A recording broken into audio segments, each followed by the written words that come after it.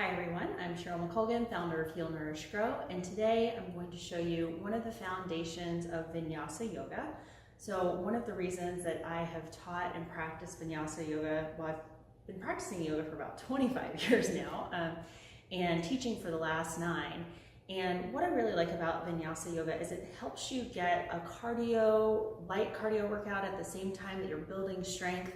So it's kind of an all-purpose workout that really can, take you from beginner to getting stronger, and, tons of modifications on the way. But one of the main foundational pieces of the vinyasa yoga is the transition, and it's really a sun salutation. And so that's a practice, a movement that helps raise your heart rate, and it helps you transition from one pose to the next. So before I start teaching you just regular classes with modifications about how you can start to practice yoga, what I'd like to do is get this solid foundation of doing a nice sun salutation firmly seated in you. So first I'll just walk through the motions with you slowly, and then we'll do a couple of them together so that you can kind of integrate that motion into your body. So the classic sun salutation, you step to the top of your yoga mat, and on your inhale, you'll reach up to the sky. Touch the hands together, pretty simple, right? Exhale, you fold. I've had shoulder surgeries, so many people will swan dive forward, and that's a good option for you if you have healthy shoulders. I prefer to bring the hands down through center. Plus it seems more meditative to me in some way, doing it that way, but you can do either. So after you inhale, reach up, then on your exhale, you fold forward, take your hands towards the floor. That's a key point there. The goal is not to touch the floor. The goal is to get a nice long stretch in your back. Maybe you'll feel it some in the hamstrings if you're tight in your hamstrings, but you can bend the knees as much as you need to on the way down to really get that nice elongation in your back. So again, inhale, reach up. Exhale, we fold. Notice my knees are bent, reaching towards the ground. Doesn't matter where your hands actually land. They could be on your thighs, they can be on your calves, whatever feels good in your body. You're just looking to extend your spine. And then on your inhale, you simply gaze forward. Classic position for this is flat back and gaze forward, maybe fingers touching the ground, or again, they could be on your calves, on your thighs, whatever helps you extend your spine. And then we plant the hands and step back. So a couple options here. This is plank position. If you're newer to yoga or you're new to weight-bearing exercises on your hands, that might be a little bit too much stress in your wrists to hold a full plank position and then lower into a push-up. Also, where you are with arm strength, but there's going to be a couple of options here for you. So if you already are comfortable knowing how to do a push-up and doing a push-up, that'll work. But if not, I'm going to show you the modification. So exhale, fold, plant the hands, step back, and the knees can come immediately to the ground. So here's the 2 options here. If you're looking to build strength in your arms, you just keep doing this modification until you get stronger, and then maybe eventually you're doing a push-up. Doesn't really matter, both work, because this is still quite a bit of weight. So as you lower into push-up position, you can hover here to build a little extra strength, or you may lower all the way to the ground if you're not as strong yet. So notice too in the yoga practice, we keep our elbows pretty close into the body as opposed to other styles of push-ups where the elbows are out. So classic chaturanga push-up is what it's called. You're going to have your elbows closer in. So, and the modification after you lower to the ground, we're building, this is also core strength. People tend to think of core strength as stomach muscles only, but it's actually your whole entire core, which goes stomach and back. So this next move, which is called cobra, helps strengthen the back muscles. And that's part of your core. So your inhale, keep your hands planted. You can go low cobra, and you'll feel this right here in your core as you lift up. Now, some people that have, younger, more flexible backs, or that you've never had any kind of back injuries, you may choose to push up further. For me, between my neck and back issues, I'm always pretty happy going low, but the other option would be to raise up high. And that's more of a sphinx pose. You can even move the hands out a little bit depending on what kind of angle and stretch you want to get. The full version or classic version of the sun salutation is an upward facing dog. So in upward facing dog, the only things touching the floor are your hands on the mat and the top of your feet. So you'll notice when I come into upward facing dog, just the tops and the hands, and gaze is up towards the ceiling. So this is actually a very strong position. If you are just working on building your strength back up, then that might be a little too much to do. So it's, as you do them, you'll just have to notice where you are. This is always the thing with yoga, right? You are where you are, and you're just working towards being a more full expression of whatever that is for you. So we have upward facing dog, and the other classic yoga position that most people are familiar with is downward facing dog. So downward facing dog, a few things here. Most people's heels will not touch the mat. It depends on the flexibility of your ankles, tightness in your hamstrings, a few other factors. Also, we yoga teachers like to call downward facing dog a resting pose. For a lot of people, that's not the case. It can be hard on the wrists and the shoulders. So if you find that that's the case, because we usually hold downward facing dog for about 5 breaths. So if where you are in your strength, that's too much for you, you can take child's pose, knees are wide, and you stretch forward.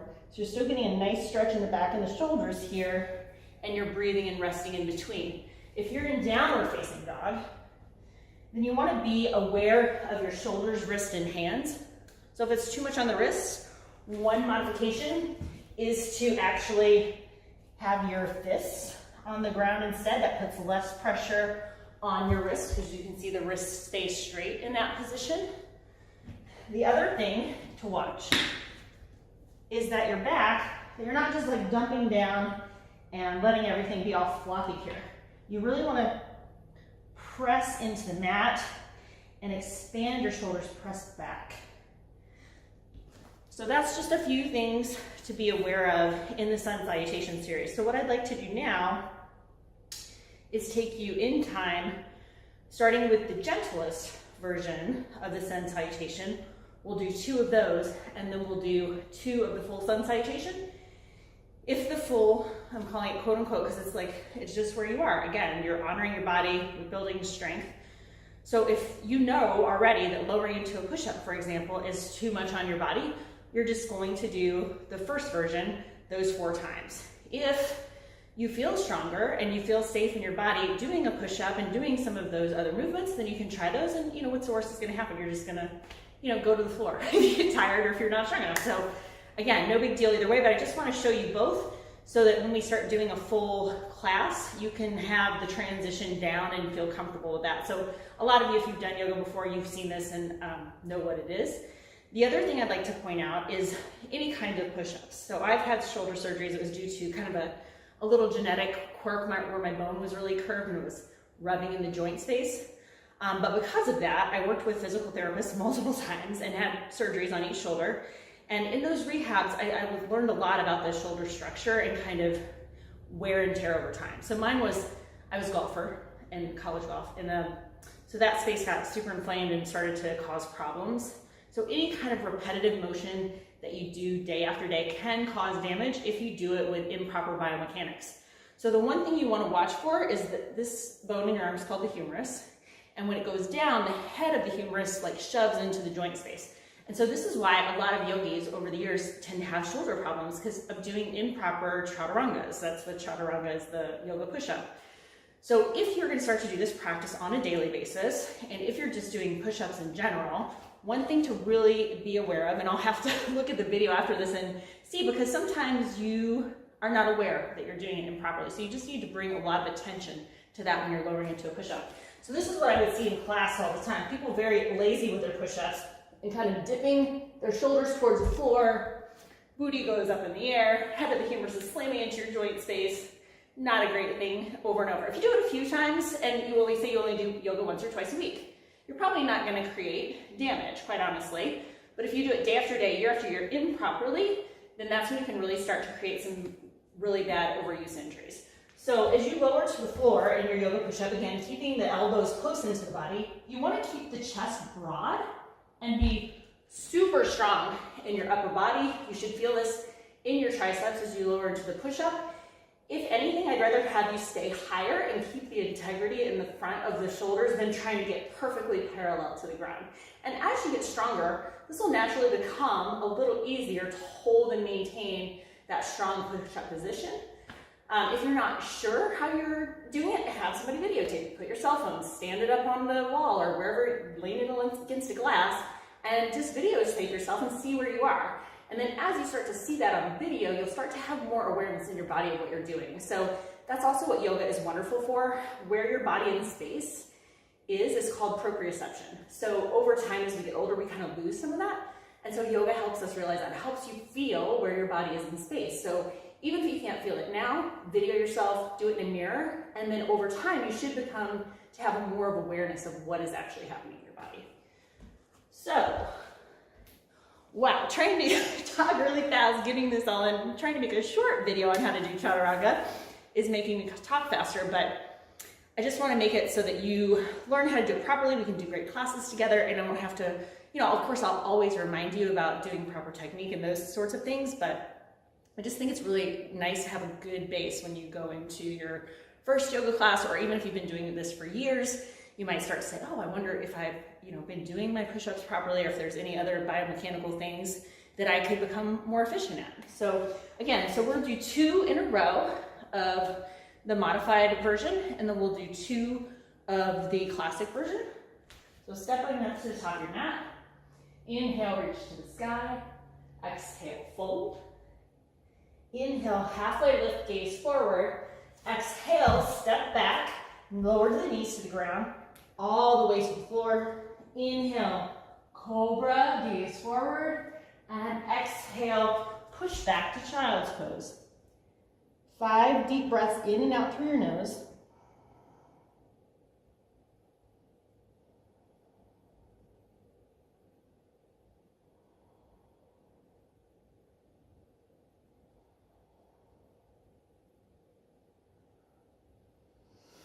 And come up to 4s. Step up to the top of your mat. Inhale, halfway lift, gaze forward. Exhale, fold, bending the knees. Inhale, reach your hands to the sky. And exhale, hands to your heart. We'll begin again. Inhale, reach high. And exhale, fold forward. Knees bent. Inhale, halfway lift, gaze comes forward. Exhale, hands plant, step back, knees come to the ground. Exhale it all the way to the mat. Inhale, cobra, gaze forward. Exhale, pushing it back to child's pose. 5 deep breaths.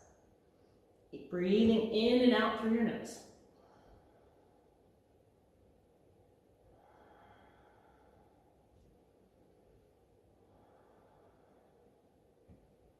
On an inhale, come to 4s. Step to the top of your mat.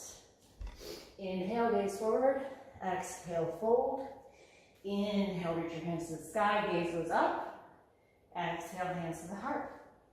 Inhale, reach up. Exhale, fold, bend your knees. Plant the hands. Inhale, halfway lift. Step back to full plank this time. Exhale, lower chaturanga. Inhale, upward facing dog, just the tops of the feet and the hands. And exhale, downward facing dog. 5 deep breaths.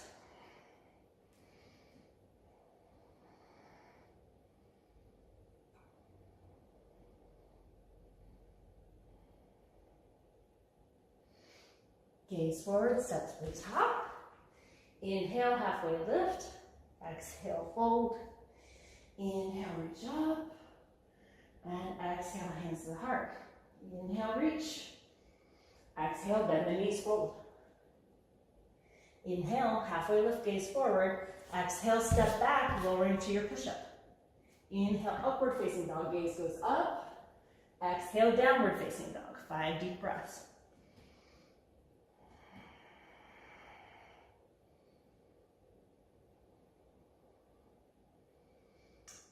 Gaze forward, step to the top of your mat.